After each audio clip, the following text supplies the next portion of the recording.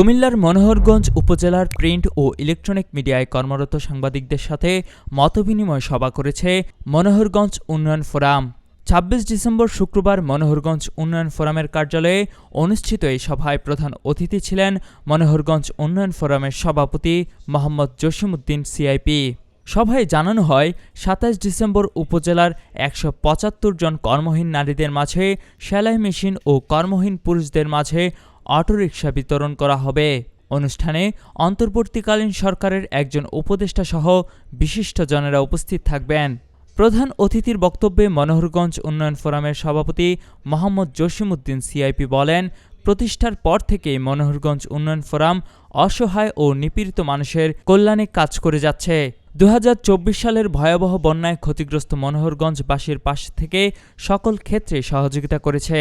মনোহরগঞ্জের বেকারদের দক্ষ জনশক্তিতে রূপান্তর করতে বিভিন্ন ধরনের পদক্ষেপ গ্রহণ করা হয়েছে।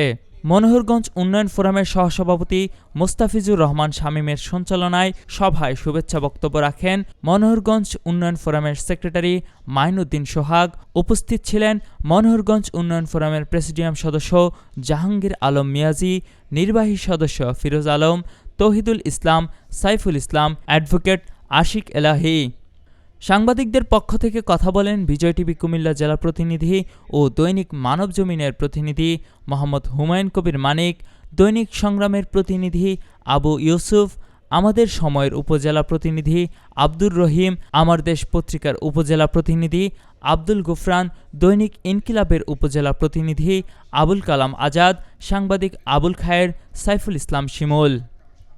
আজকে সাংবাদিকদের সাথে মত বিনিময় সভার মূল উদ্দেশ্য হচ্ছে মনোহরগঞ্জ উন্নয়ন ফোরাম নারী উদ্যোক্তার সৃষ্টির লক্ষ্যে আগামী ২৭ তারিখ অর্থাৎ আগামীকাল সকাল ১০টায় মনোহরগঞ্জ স্কুল ফিল্ডে ১৭৫টি সেলাই মেশিন বিতরণ এবং কিছু অটোরিকশা বিতরণ করবে, যাতে করে মনোহরগঞ্জ নারী উদ্যোক্তার সৃষ্টি হয় সেই লক্ষ্যে, এবং যাতে করে আগামী দিনের প্রোগ্রামটা সুন্দরভাবে আমরা বাস্তবায়ন করতে পারি।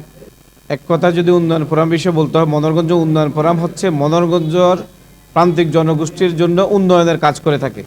এটা একটি অরাজনৈতিক সামাজিক স্বেচ্ছাসেবী সংগঠন। কুমিল্লার কাগজ নিউজ ডেস্ক।